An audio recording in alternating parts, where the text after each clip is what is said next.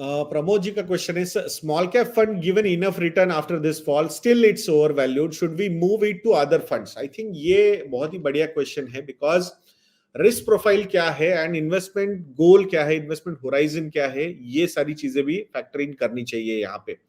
Without understanding the risk profile, without having allocating a proper investment horizon to this investment, if you feel that you are lucky that कि आपको अच्छे returns मिल गए, then this is the right time to exit them, because वो risk profile ही नहीं था, वो investment horizon ही नहीं था, वो गोल ही नहीं था, फिर भी उसमें इन्वेस्टमेंट कर दिया. अब रिटर्न्स आ गए, भले ही मार्केट ये 10-12% गिरने के बावजूद अच्छे रिटर्न्स दिख रहे, तो शुड आई टेक आउट? तो अगर 10 साल प्लस का होराइजन नहीं है तो definitely I think I don't feel there is any problem. A few days back I was analyzing one portfolio of a private limited company जहां पे 7-8 करोड़ रुपए उन्होंने स्मॉल कैप फंड्स में इन्वेस्ट करके अभी की वैल्यू है, तो मतलब अराउंड 4-5-6 करोड़ रुपए उन्होंने किए थे और उस पर अच्छे रिटर्न्स आ गए.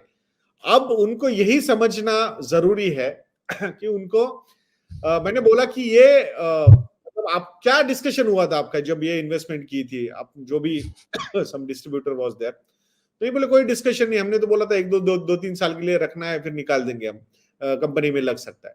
सो ये लक, मैंने बोला कि ये आई थिंक यू शुड मतलब give credit to your luck, because last 1-1.5 साल में जिस तरीके की रैली हुई है, तो ये मतलब इट्स शेयर लक दैट कि you are part of that rally, nothing else. And वो रिस्क एसोसिएटेड आपको नहीं समझ में आ रहा है, and I am still not able to convince them to redeem that. I think अभी ये जो 10-12% का फॉल हुआ है, I think they will understand. मैंने बोला उनको, इट्स नॉट दैट कि देखा मैंने बोला था, मैंने यही बोला कि ये पैसा बिजनेस का है और best equity is your own business equity. तो उस केस में आपने ये समझना चाहिए. So I am trying to relate कि बहुत सारी ऐसी केसेस है कि वहां पे स्मॉल कैप के एलोकेशन क्यों है पता ही नहीं है.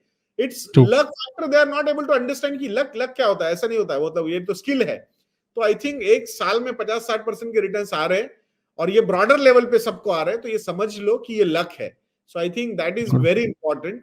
सो उसमें तो वो अगेन, अगर होराइजन लॉन्ग टर्म है, स्टैगर्ड वे में इन्वेस्टिंग भी उसमें चल सकती है, तो आई एम नॉट वरीड कि मतलब वो, मतलब जैसे हमने पहले भी बोला था इनिशियली इन दिस सेशन कि you need to be ready for that. वो वोलेटिलिटी के राइड को रेडी रखो. उसमें जो 30-35% के CAGR दिख रहे हैं over the period, they will go down to 15-18% also, and you should be okay with that. There should not be a problem. So that should be the approach when you are taking a call on your small cap investments.